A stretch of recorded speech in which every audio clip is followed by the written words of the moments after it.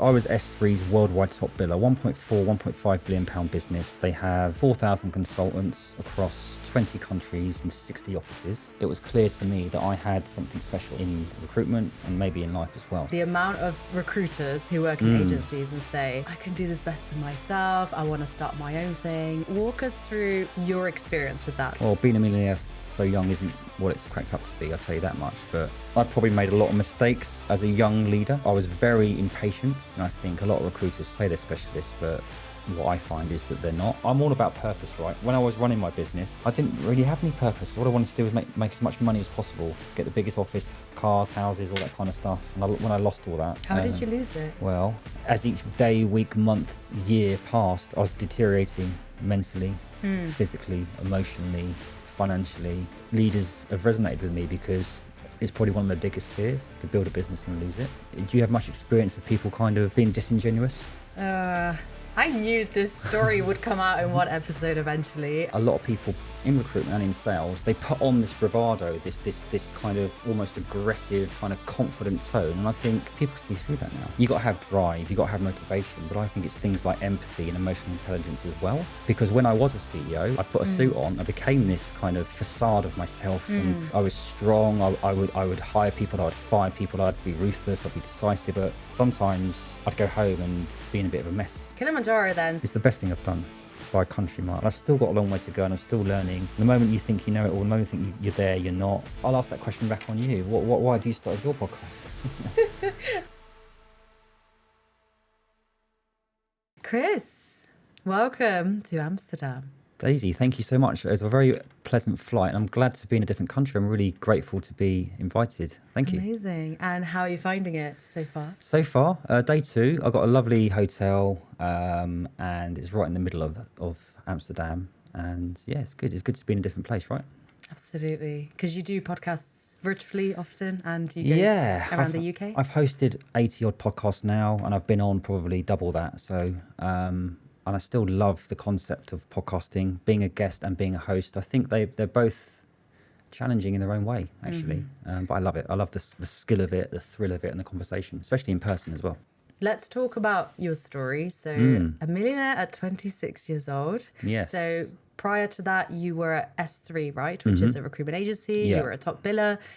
I'm sure you get this often as well. The amount of recruiters who work in agencies and say, I can do this better myself. I want to start my own thing and earn loads of money. So walk us through your experience with that. So going from S3 into becoming a millionaire so young. So what was the journey like? Well, being a millionaire so young isn't what it's cracked up to be, I'll tell you that much. But I think there's a big difference between people saying they want to set up their own business and actually doing it. So for me, I commend anyone who actually has the balls to actually get up and set up their own business. And I think the major reason why I did that was my insatiable belief and desire that I was born to do something like that. So I can go back into my childhood in a minute, but I had a very traumatized, difficult childhood, which almost forced me to have drive. So I think that you've got to have a belief in yourself first. And I think that you've got to understand the market that you're in as well. S3 was a fantastic training ground, I have to say. It was kind of like setting up your own business within a business and the framework you had anyway. So that kind of helped me. I've always been a businessman at heart, really. I went to university and did a business and finance degree and that kind of stuff. Not that I think university is worth as much as what people say it is anyway. But I think that the concept of being in a recruitment role where you have to have a plan and a map and be organized, and you're dealing with people, you're dealing with humans, you're dealing with negotiation skills. I think it kind of sets you up to have some of the facets you need to be a business owner. And I think recruitment itself as well has a lot of tendencies towards what I would call what a good leadership person needs to have. Because people think being a good leader is you got to have drive, you got to have motivation. But I think it's things like empathy and emotional intelligence as well. Yeah. And in recruitment, people get a misunderstanding of that. A lot of people think it's just matching a CV to a JD. But as you well know, when we're dealing with people, they can change their mind. A client can change their mind over salary, over the role. A candidate can change their mind over all sorts of different things. So you've got to understand, influence, and build rapport with people. So there's lots of skills in recruitment that enable you to become a good business person and set up a business, I think. Yeah. And what industry were you covering at S3? S3, I was doing contract recruitment. So I started out in their Maidenhead office as a very shy 21-year-old who felt quite unworthy, quite different from everybody else. But I walked into the Maidenhead office, and I don't know if anyone's seen the film Boiler Room. It's very, very hardcore, kind of like people standing up on their phones, walking up and down with their pinstripe suits and all this kind of stuff. But I just took to it. It kind of felt like a vehicle for me to actually realise my dreams. So I started in the Maidenhead office, and I was doing in a research team, and all I had to do was basically pick up the phone and cold call one after the other, ask clients if they're looking for vacancies. Old school stuff. And then I became a resourcer. Then I became a contract recruiter. So I was doing project program management into the public's. I started off doing AS400 mainframe, which is a very old legacy system. I was given the Southwest market. There was only 43 companies in the Southwest that I could place at that used this system, and I placed in 42 of them. And I became the worldwide top biller by just focusing on a real niche. Right. Then I kind of stepped up and did local government project program management stuff as well. Okay. So do you think it matters what industry you're in to be like a top biller? Or yeah, I think it's important to have a specialism and a niche. And I think a lot of recruiters say they're specialists, but what I find is that they're not, or they think they are, or they're specialists to a degree. So I think you can go horizontal and vertical, where if you're doing Java.net or IT stuff, why not focus on having an industry sector as well? So find a candidate who's got Java.net and retail and send that person to a Java.net manager in retail, and then do manufacturing. So I think that you can really segment it out. And I think, markets tend to be cyclical. Good markets have been in the past, they've been tech, but that market it's fallen on its knees a little bit. Now it's now coming back. Energy is a good market at the moment, as you know. So I think it does matter. But ultimately, when people say it's the market, it's the recession, I think that a good recruiter who does the basics consistently will always do well, no matter what market. And sometimes when the market's flat like this, there's a huge opportunity. Yeah, to build out your clients for the future, to speak to as many candidates as possible, to have that pipeline for the future, because it always comes back around. Yeah. It doesn't matter if there's layoffs in big companies like Amazon, Google, etc. They do this on a yearly basis, and then they hire again. So there's no point in giving up. No, it's just about doing the basics consistently as well. And I think knowledge is very much power. The more knowledge that you've got, and candidates are a rich source of information. So it's about approaching a candidate in the same way as you would do a client. Partnering with the candidate, asking them what type of role they want, what type of organisation they want to work in, but also, pitching those candidates in the right way. And when you're speaking to a client, if in your head you've put the client on a pedestal, you've kind of already lost that. I did a post about that recently. I think it's about portraying and conveying that you are a specialist in the market to the candidate and the client, because ultimately that's what you are. I think sometimes recruitment consultants, because of the stigma, we kind of diminish who we are, we water down who we are. We actually play a really important role in the sector, and be an expert and deliver those solutions, and understand your market, know your market. And when you start getting that knowledge, you start to enjoy it more, you get more confident, and then people start coming to you. So those who are just doing it for the transactional purposes, I think they're the ones that tend to kind of fall by the wayside. Yeah, they tend to be successful at the beginning with the quick wins, and then they gradually go down, I find. And it's really interesting with the mindset, because obviously you've worked in an agency, you see that the atmosphere is very Wolf of Wall Street, like you said, the movie that you referenced as well, that it's really high energy and loud, and people almost have this fake confidence perhaps about themselves, but when they actually talk to external people, they like you said, put them on this pedestal. I think that's right. I think how I was successful, one of the reasons was I didn't treat anyone inferior or superior. So I do class myself as a little bit of an introvert. Well, I did an article about this. There's introverts and there's extroverts, and there's somewhere in the middle called ambiverts. I think I'm somewhere in the middle. But there's a lot of successful people in the world, like J.K. Rowling and Steven Spielberg and Robin Williams, other people that are self-proclaimed introverts. And I think that, touching on your point there, a lot of people in recruitment and in sales, they put on this bravado, this kind of almost aggressive, kind of confident tone. And I think people see through that now, actually. And I think you can win people over by just having conversations with them and understanding them. You don't have to put on this. Yes, you have to be dynamic. Your tone needs to be important. You need to have conviction. You need to have confidence.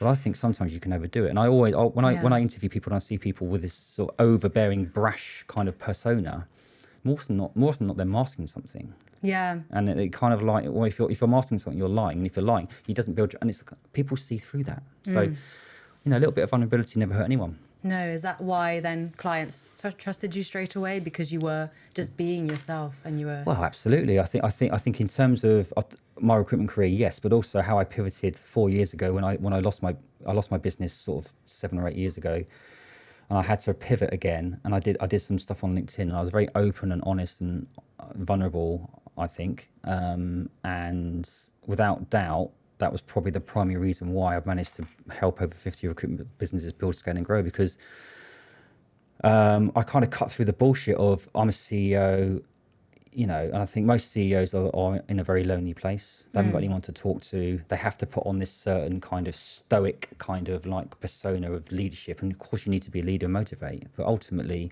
they're human beings as well. So yeah, I think that really worked in my favor. Not that it was a hidden agenda or a motive. It was just me being me. Because when I was a CEO, I was actually, I'll be honest with you, I wasn't that. I was the opposite. I put a suit on. I became this kind of facade of myself, and I was strong. I would hire people. I would fire people. I'd be ruthless. I'd be decisive. I'd be all those things. And actually, it was that was really positive. But sometimes I'd go home and be in a bit of a mess because I felt vulnerable, I felt alone, I felt like I couldn't really talk to anybody. I probably wasn't that approachable. So if I had my time again, I wouldn't necessarily do that much different, but I probably would. I'm a different person now to what I was then, basically. And as an introvert, you always need to recharge your batteries. Oh, yeah, absolutely. An extrovert charges their batteries by going out partying and socializing, all that kind of stuff. And an introvert does the opposite. And I'm kind of somewhere in the middle. I'm very at home on the sofa on my own, watching Netflix or TV or whatever it is, or going to the gym or whatever it is, and I can walk into a business and chair a board meeting and do a training course. But sometimes I can have an intimate dinner party with a few friends and get social anxiety. And that's just me, and I think that I own that. But I just don't like small talk. I like real conversations. Yeah. And I'd prefer to say nothing than say something just to sort of fill the silence. Yeah. Yeah. I invited you out in Amsterdam and you literally said to me, I think I need to be alone. I'm all right, mate. Thanks. A bit rude of me, really. But that's setting up boundaries for yourself to protect your energy as well. Yeah, I'm sure it'll be lovely. I wasn't against you, but maybe I changed my mind after this. But I just think that, I think that sometimes people do that to please people, but it's why would you do that? Exactly. So talk us through more about the mindset shift then of being a consultant working for someone else versus becoming a CEO quite quickly, right? Yeah. At your own company. Yeah. So I was S3's worldwide top biller, 1.5 billion pound business. They have 4,000 consultants across 20 countries and 60 offices. And a lot of people say they were the top biller, but categorically I was their worldwide top biller, which I'm very, very, very proud of. It's no mean feat to achieve that. So already it was clear to me that I had something special in recruitment and maybe in life as well. So I knew that I could do recruitment. So the transition from that to becoming a CEO, wow. So the first couple of years was myself and my business partner set the business up. He was more on the perm side, I was more on the contract side. So one of the things that worked was kind of understanding our strengths and our weaknesses. So my strength was sales and building out contracts. So I focused on contract, he focused on perm. As that grew, he was more on the ops side. I was more sort of growing the teams a little bit. I think that I probably made a lot of mistakes as a young leader. I was very impatient. I wanted to grow the business really quickly when Pete was more cautious, and actually that dynamic worked quite well, because I think sometimes you need to be, let's just, if I can swear, let's just fucking do it, and sometimes you need to be kind of, well, actually, let's just take our time. But I think that without my kind of drive and enthusiasm, we wouldn't have grown as quickly, and without Pete's skill set, stuff wouldn't have happened as well. But I think you kind of learn along the way a little bit. Well, I did. I made a lot of great decisions. I made a lot of decisions that I probably regret as well. And I think that I don't think there's any kind of like rule book to go, this is how you should lead, this is how you should be a CEO. What I did learn is that you have to know your people. You have to understand your people. So knowing which leadership hat to wear when and to whom. Some people want almost a physical cuddle and a talk and a kind of a motivational kind of like, it's all right, mate. Some people thrive with a kick up the arse and being told what to do every 5 minutes. And some people can't handle that. But ultimately, I fired quite a few £1 million billers because sales-wise phenomenal, but their attitude and the way they treated other people was not right. So for some reason I felt very comfortable in the role of a CEO in terms of, well, I've looked back at pictures of myself. I didn't have a beard, I looked about 12. So I think people struggle to take me seriously a little bit, but I just had this insatiable belief and desire.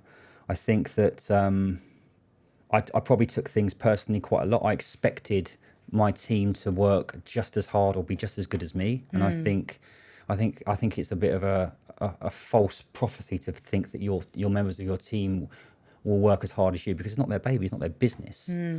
And I think that you've got to understand that people want money, but people want a seat at the table as well. So I think we had a share scheme. I think we were pretty inclusive.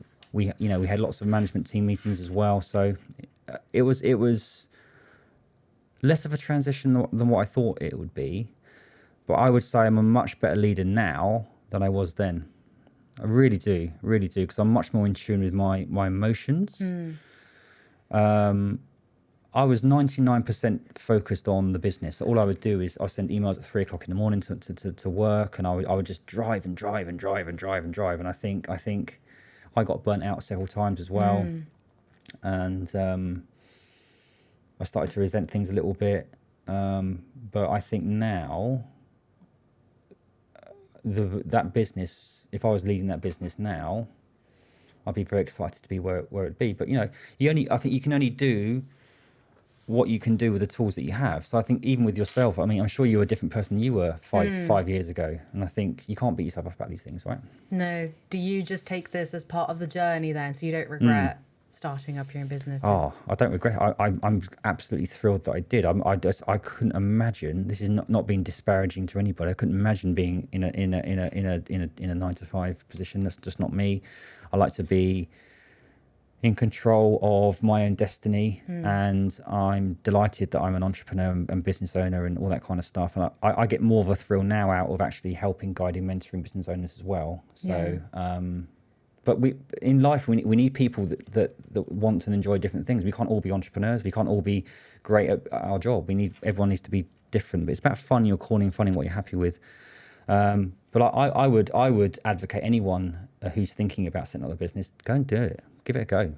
Yeah, definitely. People are afraid of failing. People are afraid of what their friends and family would say and how they would judge them and others around them as well. And I think it's just that fear of, am I going to lose money? How am I going to pay my rent and afford my lifestyle in the first few years? And what are my friends and family going to think about my ideas? They're going to think I'm crazy because the 9-to-5 is the norm, right? Well, I've said this quite a few times. We're indoctrinated and educated to think that you need to get the wife, the husband, the car, the house, the 60 grand job and be a doctor, a nurse, or whatever it might be, and that should be your life. But I think there's more entrepreneurs setting up now than there ever has been. There's more one-person bands, solopreneurs, and that really excites me. And where the market's going is not just recruitment, but I think instead of these big 1,000-person companies making millions and billions of pounds. There's going to be like companies like I've got 5, 10, 15, 20 people that are making loads of money because of the technology, the AI and that kind of stuff. You don't need as many. So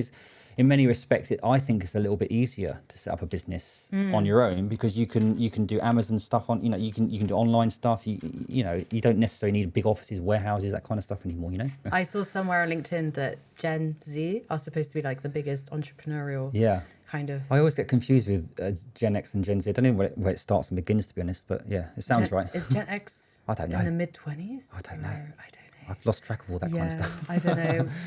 I always say Gen Z, even though it's Gen Z for. I don't even know what I am. I'm 47. What does that make me? Does that make me? No, it's not. You're not a boomer. I'm not. No. And talking about young, and talking about young entrepreneurs, you work with someone at the moment, right? He's an influencer, Harry Porch, right? Is that how you say right. I wouldn't call name? him that. Don't tell him that. No, I'm joking. He's listening to this like, oh, cheers. He'll get a big head now. He's a great lad. He's one of my clients. Actually, I got in touch with him by a guy called Dominic Joyce. I think you know as well. Yep, he's meant to come on the show. Is he? Like, he's great. I'll get him over. Yeah. And that's just the power of LinkedIn, right? I've made so many friends from LinkedIn and colleagues and clients. But Harry, I think he's in his early 20s, bless him. We put a picture on LinkedIn together, actually. We look very similar, but I'm quite pleased I look similar at my age compared to him. But he's a really positive-minded, forward-thinking, dynamic, got his head switched on, young CEO. He's building out a brilliant business based in Reading. We've got 4 or 5 people and we're looking to grow really quickly. So he's just doing well on LinkedIn as well. Yeah, he is. Yeah. And does he remind you of your younger self?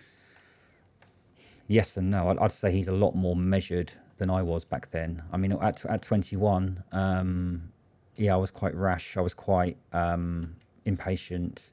And I think that age group now, they seem to be, I think they're more advanced than my generation was. Maybe because there's more information and knowledge to hand from the internet. Yeah. I'm not really sure, but I think the future is very bright for that generation. They're growing up with iPads. I know. So you can get information if you can Google something at 4 years old. Can you imagine the amount of stuff, good and bad, that you can learn? You could probably set up a business at 10 years old. I know. But I mean, I'm so pleased with LinkedIn. You know, I've got 72,000 now, I think, connections on there. I get 2 or 3 million views a month. And most of the time I love LinkedIn as a platform, but sometimes I fall out of love with it because I think it's easy to get addicted to that platform. Easy to think that the likes and the dopamine is... I think I put a post out a few days ago where I reshared a post that I got 20 million views on. The before and after of you as a CEO. 10,000 likes and God knows how many comments, all this kind of stuff. No, 300,000 likes, 10,000 comments. But I didn't get any business from it. And I think that's a good indication that what I try to do with my post is really think about the intention of it. And I do like the likes and comments. I'm not going to say that I don't because that would be a lie, but I want to add value. And I think that sometimes we can get into that trap of having nice conversations with people, but ultimately, I'm all about purpose, right? When I was running my business, I didn't really have any purpose. All I wanted to do was make as much money as possible, get the biggest office, cars, houses, all that kind of stuff. And when I lost all that... How did you lose it? Well... is it a long story? It's a long story that I've told a few times, but I think it's a combination of my own doing and also an external private equity house effectively stealing the business as well. So we got it to 25 million quid, 100 people, 3 offices, 14 industry awards, offices in Bristol, London and Manchester. I was talking to people in Australia and Paris. I wanted to open up in Scandinavia. I wanted to really grow the business. Wow. Business partner, as I said before, didn't necessarily want to do that. There was a bit of friction there, so he decided to leave. A private equity firm came in and bought his 50% out. I kept my 50%. I became the CEO. The first year was good. The second year, the whole thing disintegrated. The culture was disseminated. It literally went from one extreme to the other, where they were sort of counting the coffee granules. Anything I wanted to do had to be passed by 6 different people, and then it was like no, even though it was a joint, even though it was a 50-50 thing, but we couldn't grow the business.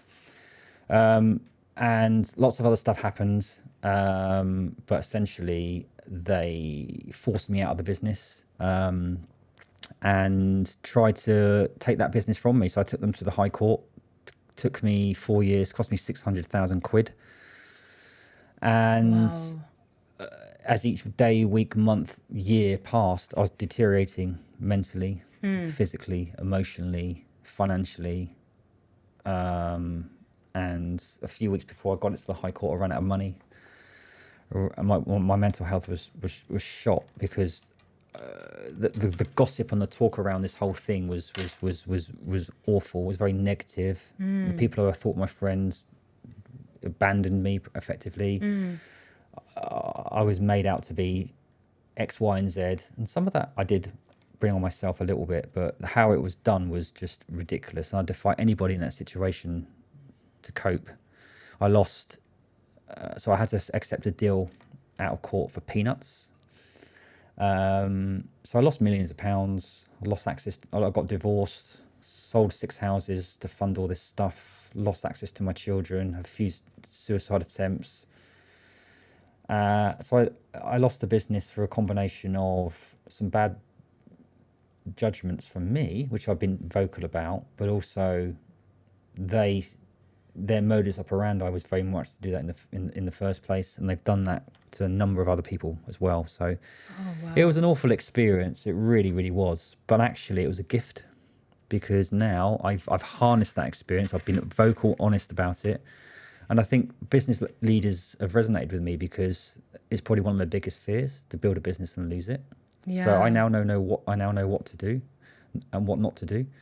So I think in terms of my experience, it's a bit of a paradox, utilizing what you might say a success and a failure to then harness and teach people how to do it. And I think that's what's sort of given me the edge really in the market, where I've owned that shit, you know. And I'm quite proud that how I've bounced back in a different way. And I'm a different man to what I was back then. Yeah, and talking about it so openly breaks up in your head, right? Like this. It's okay that you went through this and you've gotten stronger.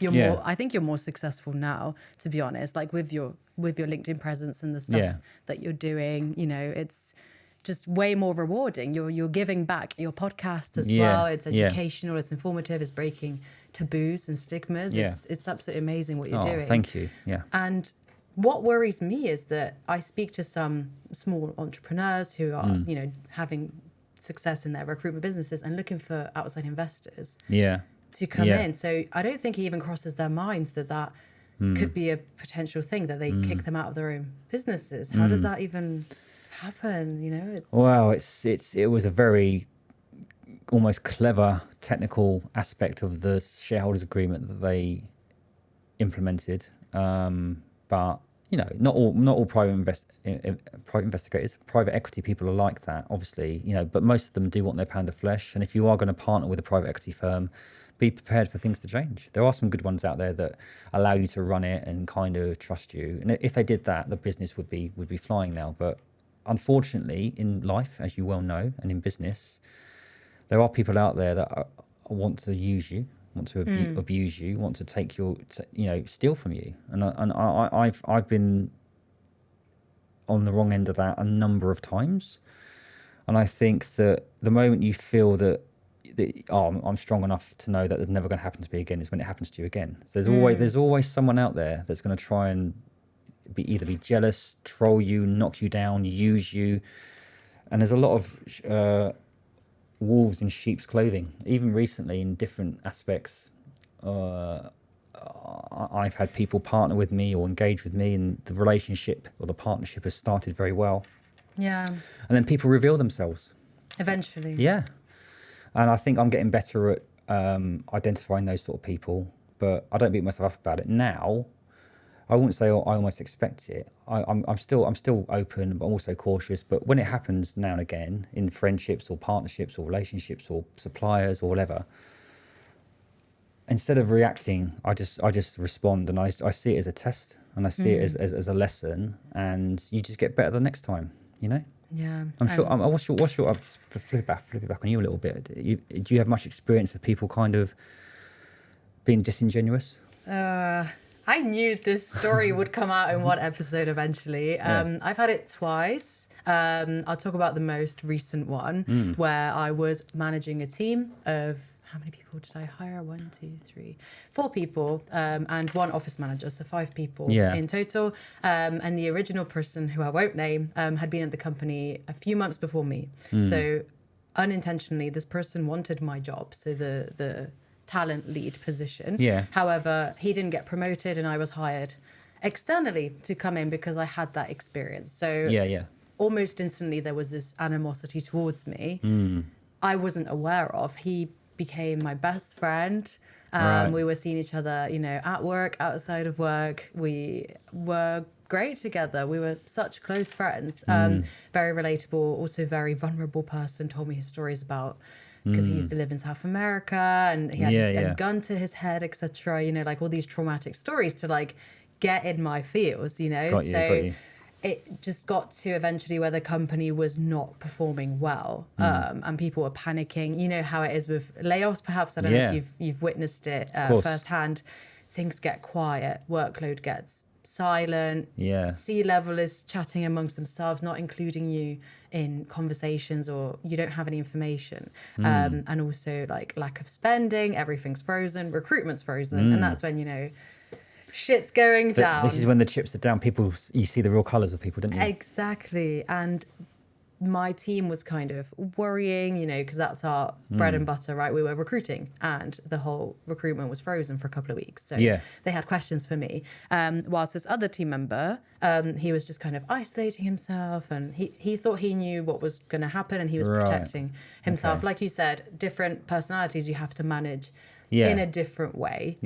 So I was giving him a bit more love and care, and like you said, a bit more cuddly attention, because I thought that's what he needed. But he basically told my COO, who I reported into, that I did XYZ, which wasn't true. So we had kind of like a hearing. It felt like a courtroom. It was bizarre, but it was in one of our office spaces. We had a person who was like an unbiased note taker. Our COO was like sat opposite me. Then it was me alone, and then my team, including that guy, all the way over there. So it felt like a court hearing. So your own team was kind of almost like involved in this whole thing against you, almost. Exactly. And he just had this Word document and was reading one-on-one. You did this wrong, and she did this, and she did this, like just accusing me of stuff.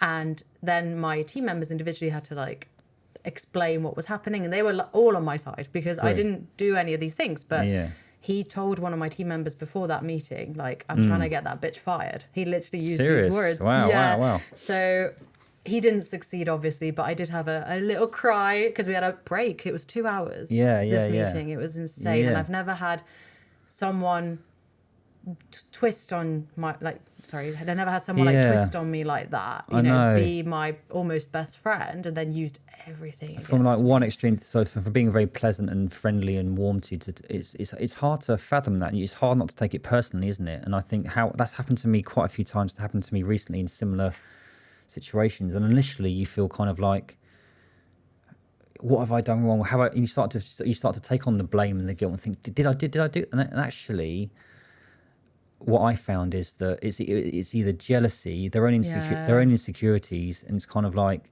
it's not actually personally against me. It's more of a reflection on them, and it's easy to say that in that situation. Did you get angry? How did you respond to it? Yeah, all the emotions: frustrated, upset, heartbroken because it was a friend, essentially. Yeah, it was tough. I mean, I had to cry halfway through that 2-hour meeting just to kind of compose myself and carry on professionally, you know. And at the end of it, he didn't even resign. He just quit. He just gave his notice and was like, I'm gone, because he didn't succeed. So it's amazing why people feel they need to go to that length, though, isn't it? I think he was trying to prove that he could do it better, like lead a team and stuff. But he also was saying, like, the company's like going downhill, I'm terrified. So there was a lot of different fears. I just believe in karma. If you're going to try and trample on someone when you get to the top, you might get to the top for a little bit, but it won't last. It'll come back to you. Bust like 3 months later. Everyone left, and he actually reached out a year later on WhatsApp. Like nothing happened. Really? Yeah. Always the way. On that point, I've had a public display of I've had 2 or 3 quite big people on LinkedIn. One was 3 or 4 years ago when I first started out. I started to get a lot of NED gigs, a lot of mentorship gigs, and someone in that same field that he shall not be named, but most people know who it is anyway, kind of was just putting posts out about me saying I'm this, I'm that, and the other. Publicly? Yeah, on LinkedIn, just shaming me. And I was like, I didn't respond. And the fact that I didn't respond made him look rather silly and me look quite good. And then recently something else happened for a big influencer, and that person had egg on her face as well. So I just think that publicly naming and shaming people, unless it's the most heinous of, I think that people do wrongs in their life, but I just think that's a form of bullying that can affect someone to the degree of mental health. I think it's over the top and unnecessary. And these people have hundreds and thousands of followers, so it's bullying because they're rallying their followers to believe the same as them, and it might not be true. But unfortunately, the people with big followings, they do garner people that jump on their bandwagon, and people almost believe everything or anything that they say, and that's the issue. And that's when it starts to get a little bit naughty in my mind. They could say anything. They almost know they're lying, and they almost know that their followers will say, yes, I agree with you no matter what. And all for the sake of trying to destroy one person. I think that's quite a dangerous game to play. Yeah, it baffles me how people get so big like that, by being gurus and preaching this and that. And I've seen some shocking advice that's for job seekers, that it's all like networking on LinkedIn, etc., or branding, that it's absolutely far from reality. It's literally something out of a bloody sticker book or offline that they've copied and pasted. It was the most basic, obvious advice. People go wild for it. And I was like, okay, but look, the more energy you spend wasting on that kind of stuff, the more energy you're wasting on the good. So for me, it's about that. I think it's a really, really good point where don't get sucked into these kind of things. And I always say it's a marathon, not a sprint. As long as you're doing the right things consistently, you've got the right intention, you've got the right motives, you've got the right values, I think you can build a very, very healthy, wealthy, profitable, money-orientated business with purpose and the right way. You can have both. But if you put the money and the likes and the dopamine first, I think you're never going to be happy.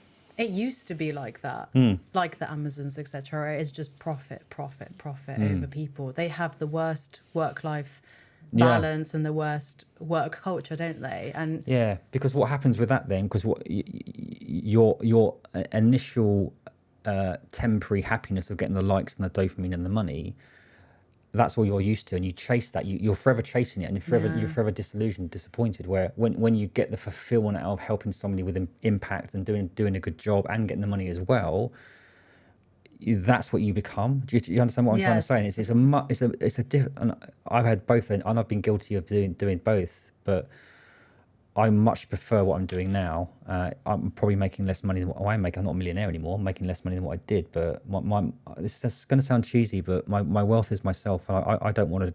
I want to stay on the straight and narrow and do it with a value-led intention. Yeah, that's a good quote. Another quote, I think it was Eminem. I'm going to quote this completely wrong. We should just put a screenshot on the screen where he said, "You haven't made it unless you've got enemies." Yeah. It's so true. I've attracted quite a few enemies recently, only because I feel as if not because I'm being a twat or for want of a better term, not for being, put it in there? We can swear, of course, yeah. Okay. I think sometimes you attract enemies because people don't like you being the person they are unable to be themselves. That's deep. Yeah. Not bad for a Saturday. No. And it's just, again, easier said than done to just, embrace the enemies, embrace the trolls and the hate, because when you're actually in that driver's seat, receiving all of that, it is tough. I recently fell out with an influencer on LinkedIn. Again, another close friend. I feel like I should just be open about this. I don't know if anyone's noticed. Someone very, very close. But because basically I have various different topics I talk about. And one is neurodiversity, because I grew up with, being diagnosed with borderline personality disorder. And then it was, oh no, it's autism. They didn't quite know what was wrong with me, let's say, even though it's nothing. It's a superpower, right? So now it's ADHD, and it was just undiagnosed my whole life. And in women it's different than how it shows up in men. So I went through all that journey, so I feel like I want to talk about it as a leader, having a team, for example, job seekers on LinkedIn who feel like they're less than, you know, or other recruiters who You're trying to help struggle others with as it. well, aren't you, with that, aren't you? Yeah, and this other influencer also discusses neurodiversity and basically said, oh, you're stealing my ideas, I'm going to block you off everything. Really? Right. And they did. Yeah, they blocked me off absolutely every social media. I couldn't even defend myself, but I said to him, like, you didn't patent ADHD. You didn't. No. It's not your thing. Like, everyone can talk about it. It doesn't mean that they're... And if you think that's copying...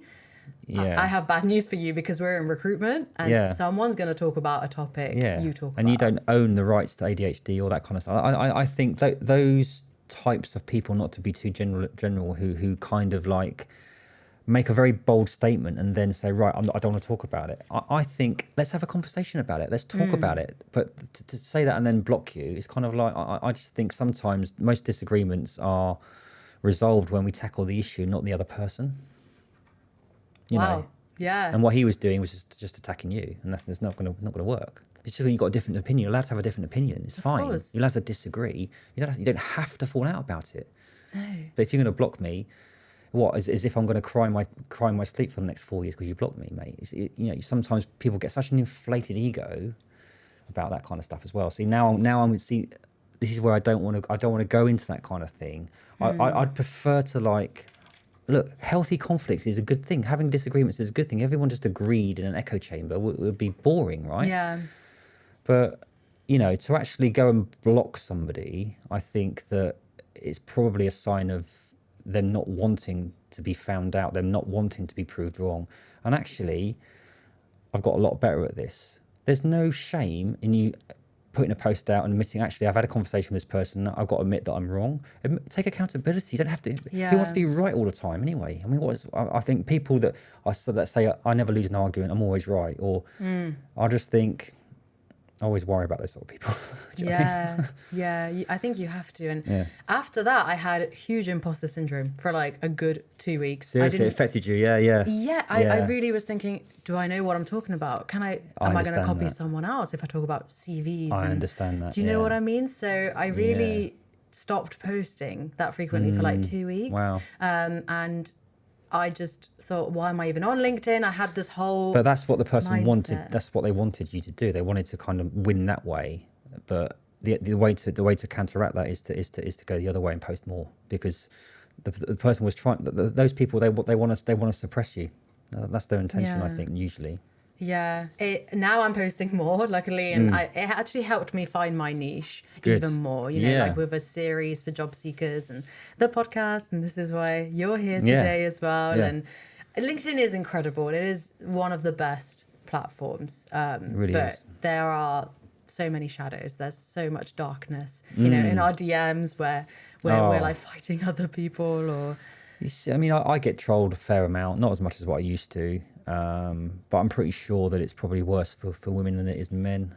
I'm sure you get a lot of inappropriate DMs, all that kind of stuff. And yeah, I think we spoke about this before as well, that a common thing for everyone is to have a picture of yourself, whether it's outside, having a coffee, or just in general, a selfie as well is quite appropriate, and having a body of text explaining advice for job seekers or for business owners, etc. And what I've noticed between men and women, I don't know if it's just myself, is that I get people saying like, great post, but what's your face got to do with it? And stop pouting. And then people being inappropriate in my DMs as well. What are you going to do? Post a picture of it with a mask on or something? Or you know, it's your face. With a turtleneck like this. I mean, a lot of it is probably insecurity or jealousy, you know? Yeah. And it's difficult, right? I mean, as much as we like the exposure of doing it, we shouldn't necessarily complain, because we're the ones that are putting ourselves out there in the ring on social media and getting the exposure and like. But it's also, it can be quite difficult to keep doing that. And sometimes I would advocate having a break. I used to get, I haven't posted for a day. What's my community going to think? It's like, mate, you're not that important. Have a couple of days off. And now, kind of like, I used to post every day. I used to post twice a day. Now I have the odd day or two off. When I was climbing Mt Kilimanjaro, I had the whole week off, and I think that really helped me to realise, actually, you know, don't be beholden to that, because it can be too much as well. Yeah, Kilimanjaro then. So a life-changing experience. Yes. Humbling experience. I mean, God, I don't even like bloody glamping, let alone like camping at minus God knows what in altitude that we can't even breathe in a African country on a mountain with 30 people that I don't necessarily. It was really difficult, really challenging. Who was in the group? Other LinkedIn there people? was 30 different people on LinkedIn, and I knew a good handful of them, but it was still kind of like a new experience. So we got there and was chilling out a couple of days before we had to climb, and then we got an email from the provider. I can't really say too much because there's a case going on, but we had to then go and find another provider because that provider didn't work. We had loads of stress around that before. It's another person letting you down again. Yeah. And we all 30 of us were starting to blame ourselves and how can we be so stupid? But there's nothing. Sometimes you just can't expect. You can't predict these kind of things. But the sense of achievement that we got. I mean, on the fifth or sixth day, we reached something called base camp, which is about, I don't know, I think it's about 4,600 meters up. We've already climbed 7 hours. We got back about lunchtime, and the guy said, "Right, go try and get some sleep now because we're going to be up at 11 o'clock in the night to climb at midnight." I was like, "Okay." At this point, it's like -6 anyway. We're sleeping with a rock pretty much in my back on a slope in a tent, freezing. I got up at midnight. And I said to the guy, "Look, I just cannot do this. I'm absolutely spent." Bearing in mind, we've been climbing 6, 7, 8, 9 hours a day on sheer rock faces for six days. We already climbed 6 hours then. It was midnight, and he goes, and I said, "Mate, I can't do it. I'm emotionally drained." And he looked me in the eye and said, "You're doing this, mate." It was force feeding me soup. Oh my God. And I said, "Mate, all right, I'll do it." And then we had this 9-hour climb at midnight, got to the summit at 9:30 in the morning, could hardly breathe because the altitude was so much. Only stayed there for 20 minutes, so we reached the top of it. Then we had to climb 6 hours down to reach a point where we could breathe properly. So we had like 17 hours of climbing in like 28 hours. But it was honestly, it wasn't just the sense of actually climbing the highest freestanding mountain in the world. I keep saying that, I'm quite proud of it. No, it's a great achievement. Since I've come back from there, honestly, my confidence has gone up. My self-belief, the love I have for myself, the feedback I got from the group about how graceful and grateful and empathetic I was like I never really understood that about myself. One of the people there said, if I saw myself how the world saw me, I'd be very, very proud. It was almost like one of these weird things where even though I'm 47 now, I've done all these things business-wise and all these kind of things, climbing Mt Kilimanjaro and seeing the feedback I got from that group and how much love they gave me and how much confidence they said they had in me as a human being. It's really transformed my thinking about what I want to do in my life. I'm not going to take any shit from anybody. It's hard to explain, but the benefits have just been, it's the best thing I've done by a country mile. Wow. And was it the journey itself? Was it the lack of oxygen, like doing things that you didn't want to do in the middle of the night that makes you think differently about yourself? Oh, mate, I mean, I like my luxuries. You know, I've lived in a caravan, I've lived in a council flat. I've had no money, but you know, to have no showers for 7 days was stinking, man. It was 7 days. It was shitting in a fucking box. You know, the food was all right. Was it raining or was it nice temperature? It was raining. It was sleet, snow, hailstones. You sleeping, if you could, luckily 2 or 3 hours in broken sleep per night. Just on a. Is there wildlife there? Like no, not that high up. There's no wildlife. It's just like slippery, wet rocks or ice or you know. And we're camping in the clouds. And it was on a mountain. So when we're sleeping on a slope with rocks pretty much up our arse. You know, it was just, and. Yeah, a couple of people didn't quite make it, but they gave everything they got. It's one of those things, right, that I think only 60 or 70% of people actually attempt it, actually make it. Okay, wow. So yeah, it was like, I wouldn't want to do it again. I've done it now. Yeah, you could say you've done it. You've got the badge. Yeah. But it's been a great experience for your life. Yeah, and it's made me sort of re-fall in love with human nature and human beings again, because obviously there has been times when I've been quite skeptical. I look back on myself with what's happened to me with my childhood, my mum and my stepmom and my business and my other stuff. I should be quite a skeptical person, quite a negative person, but actually, and everyone's told me on the trip that I'm completely the opposite. So I'm quite pleased with my disposition or my position or my perception of people. But what was I going to say? I think that it took me to another level about there's some horrible people out there, as we've discussed. There's people that will use you, abuse you, trick you, deceive you, do loads of worse stuff, abuse you. But there's, on the flip side, there are some beautiful people that are genuine out there that will give the shirt off, literally give the shirt off the back. So it was really heartwarming to actually feel that, and it's kind of like, okay, life's all right if you hang around with the right people, have the right mentality. Yes, people will try and do you over, but there's always a good person out there as well. Yeah. So just be a good person, you know. So you restoring your faith every time you get burnt, because it hasn't been once, it's been like 4, 5, 6 times by other business people. It's incredible, actually. It's really admirable. Did you just do it by yourself then? So you didn't get like a life coach or anything. You just did it with your own resilience? I've had counselling. I've been to, like, you know, there's addiction bloody things, because I was addicted to gambling and other stuff. I've had therapy, but ultimately I've got a coach now. And I'm a life coach as well as a business coach as well. So I do that. I'm a mental health first aider as well. So it's a mixture of getting external people in, but also doing that work myself and asking myself those questions, taking accountability, you know, tuning into my emotions, crying, being emotional, and kind of like and being on LinkedIn and being open and vulnerable as well. So I think it's a mixture of it all, and it's been a journey, and I've still got a long way to go, and I'm still learning. And the moment you think you know it all, the moment you think you're there, you're not.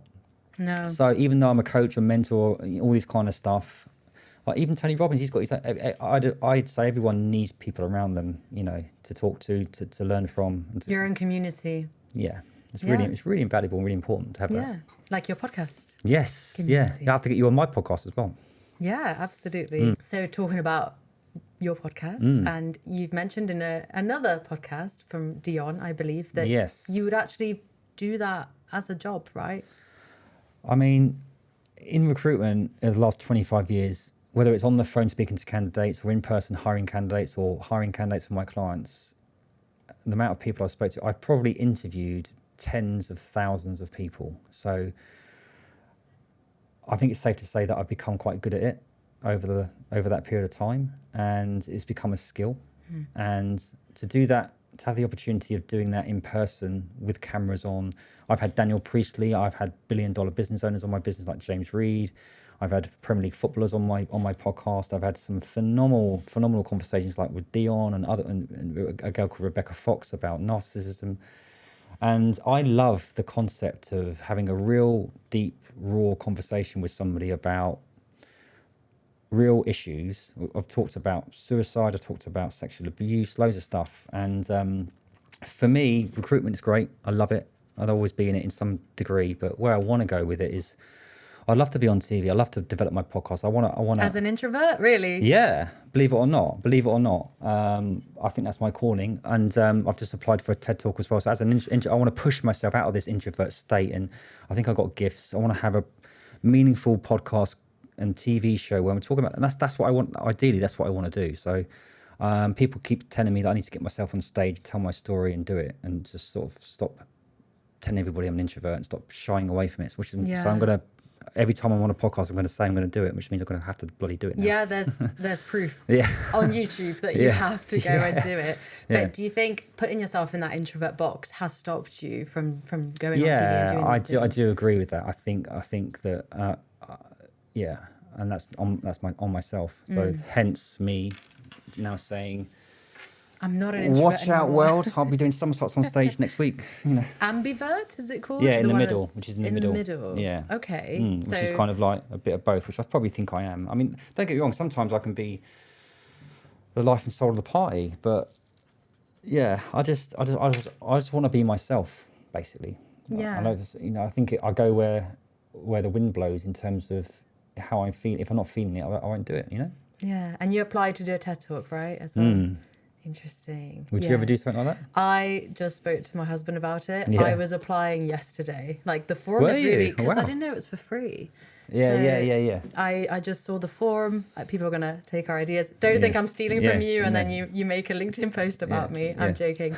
No, but you know, if you are a public speaker or you do have a podcast, or I think even if you just do interviews as a recruiter, if you have an interesting story to tell people and they can learn from that, you know, I think it's important to be because I think we talked about podcasting, didn't we, before we came on air, and I think a lot of people want to be podcast hosts. A lot of people take the piss out of podcast hosts, but the amount of time, effort, money, and energy it takes to produce one podcast, right? We're not in this for the money, I don't think, because we don't make any money out of it necessarily. I think it's more the wider exposure that we get. And I'll ask that question back on you. Why have you started your podcast?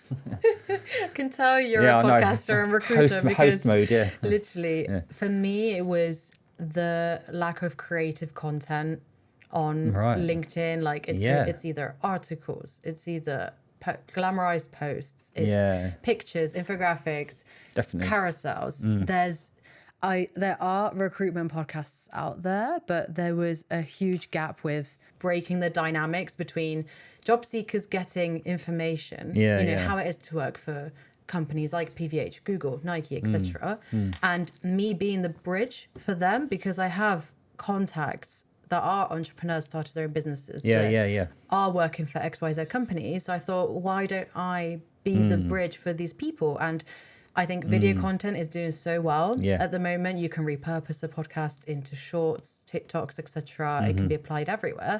And just delivering that information, I think it shouldn't be so hard to access how to successfully apply for a position or successfully start a business by yourself. You know, and it's information that's so disparate, I think, on LinkedIn and Google as well. There's so many different.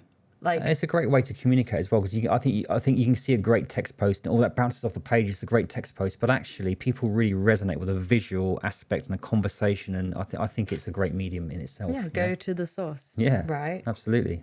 So it's really less about me. I'm just more bridging that gap essentially between curious people. I don't want to say just job seekers, because it can be people like me and you even, and people in the IT industry. It could be anyone just listening and getting ideas. I think on that point, talking about job seekers is a very difficult market at the moment. I think I was asked this question on a different podcast about what advice I would give to job seekers in this market. And I think, I wouldn't say it's the death of the CV, but if your CV is just a black and white document with no sort of personality, well, I think what clients look for now, is your skill set, but it's the human side of that, your personality. So try and get a personal brand. Try and go on LinkedIn. Have a picture of yourself on your even have a picture of yourself on your CV.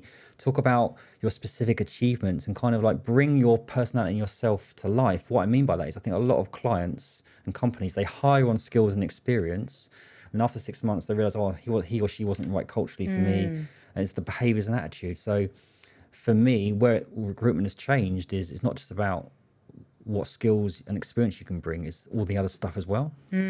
Oh, the comments on this, you're going to get hounded by other recruiters and Good. Bring consultants. I agree with you. I'm doing a workshop lecture at a university next week. Nice. Literally my heart is full. Like, this is my goal, to go to schools and educate. Is that in Amsterdam or? It's in Rotterdam, but I'll be doing one in Amsterdam as well. Nice. Exactly the same.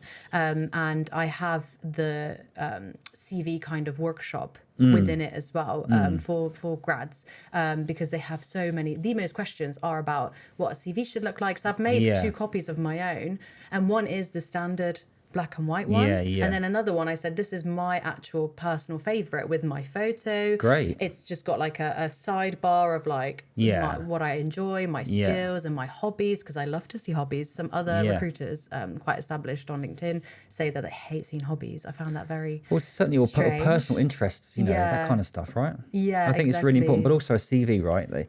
It should be specific about what you've done, but the outcome of that as well. So I think sometimes it's just this long. I think our CV should be probably 2 or 3 pages long as well.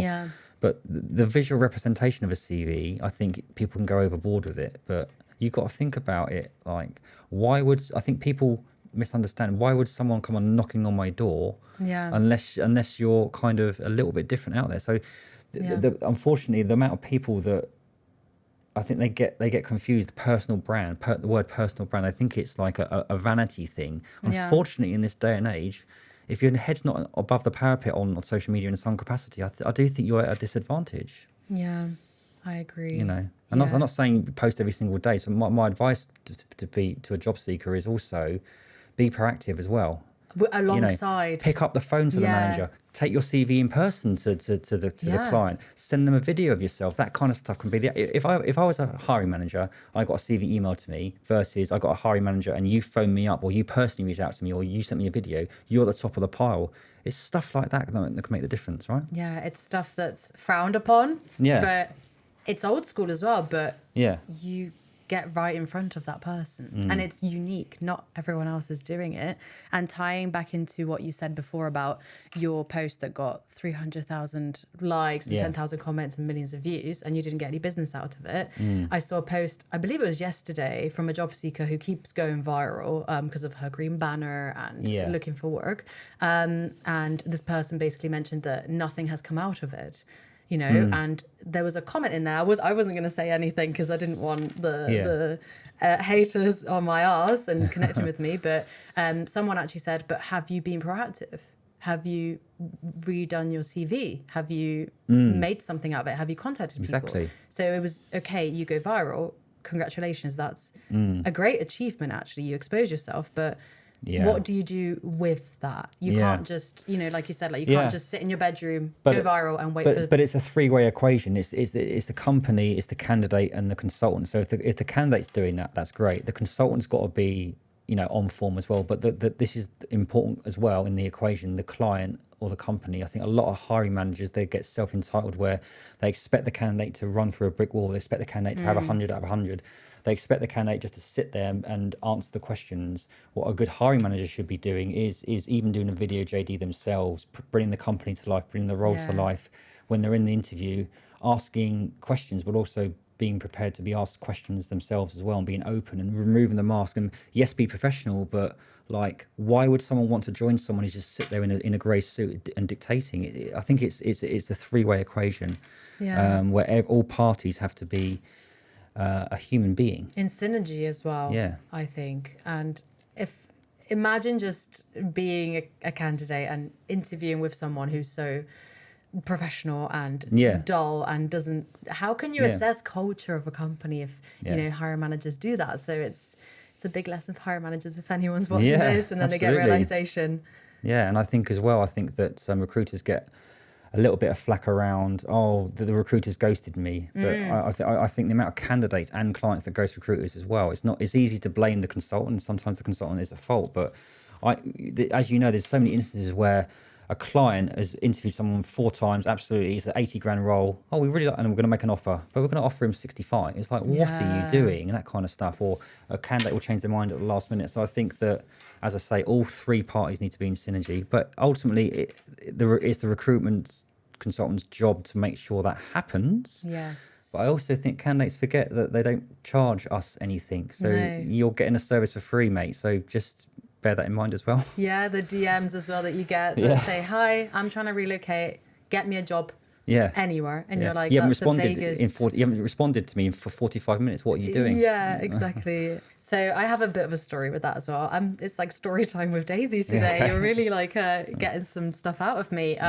Where I worked for a huge bank. So I was a recruitment consultant within a small agency. I landed a job at a big bank. They were looking for this infrastructure profile, and I presented one person, perfect for the job, hiring manager, in love with that person. Sure.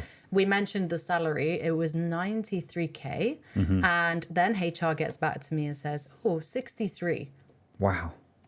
Right. Absolutely ridiculous. I presented one profile, interview straight away with the hiring manager. Hiring manager's in awe with this person. You've been looking for a year. And then you offer like 30 to 35K less. My candidate was really shocked. He was like calling me. You can't come back from that. Freaking out. And he said, "Daisy, I want this job. I want to work for this bank, but I can't for this amount of money." So he said, "I actually have like a meeting to accept or decline physically," because this was 2019 before COVID. to meet the HR manager. And I said, fuck it, I'm coming with you. Like, I said, I'm going to go. So on that point, to interrupt you, I'd love that concept of actually, why not take that control and get involved as opposed to go and meet the candidate and the client for the offer. Yeah, I'm intrigued now. What it was nothing to do. Okay, it was a big shot client. It wasn't anything to do with me getting a big commission and everything. It still could fall through, right? So it was actually more to do with being like an advocate for him, like being his ambassador and going in. Because he was quite shy because he's an IT person. I couldn't envision him negotiating for the original salary to the HR manager, right? Yeah. So I went with him. I met up with him at Starbucks, had a coffee before, got our energy going, went on the 22nd floor, I think it was, of this big, huge skyscraper. It's World Trade Center in Amsterdam. Oh, wow, right. So right at the top, I'm also shitting it. I'm like, I've never been to their office. I've never met the HR manager. Went in and she did a whole spiel. Oh, we're trying to save money. And I was like, let me stop you right there. You're one of the biggest operating banks that there is. Well, what are you saving money on? Like, you want this person. Yeah. So what is the truth? So it was a lot of back and forth. He kind of sat in silence, actually, and let me do Good for you. Negotiating. But we got that deal plus more. We got travel expenses and like loads of perks on top. See, that's a brilliant example of the value of why recruitment consultants exist. Yeah. Amazing. That's how it's done properly. Amazing example. It's time consuming. I didn't have to do it for many people, but for that instance, I just saw that he wasn't applying for other jobs and he was looking to get out of his previous contract. And I just saw that he was really disheartened. So I felt like it was But for me, it's just like they're almost lucky the candidate still want it. I mean, that's taking the piss a little bit, isn't it? He could have easily said, "Oh, this is a piss take. I'm out." Yeah. Yeah. Well done to you for doing that. And I think that's that example should be lauded across the sector in many ways around the importance of standing up for yourself and doing the right thing, and being proactive as well. So well done to you. Really good. So, Chris, if I was a business owner looking for your support or someone in recruitment who wants advice from you, how can I find you on socials? Well, I think LinkedIn is probably the best place, Instagram and TikTok. But yeah, LinkedIn, drop me a line there. Yeah, or if I want to listen to a cool podcast, a very intriguing, taboo breaking podcast as well. The Purpose-Led Leadership podcast. Check it out. I've reframed my strapline now. It's tune in or miss out, which I'm quite pleased about. Tune in or miss out. I need a tagline. What can mine be? No pressure. No, I can't think of one. Well, but Chris came all the way from Bristol to be here today. Thank you so much for coming by. Thank you for having me. What a pleasure.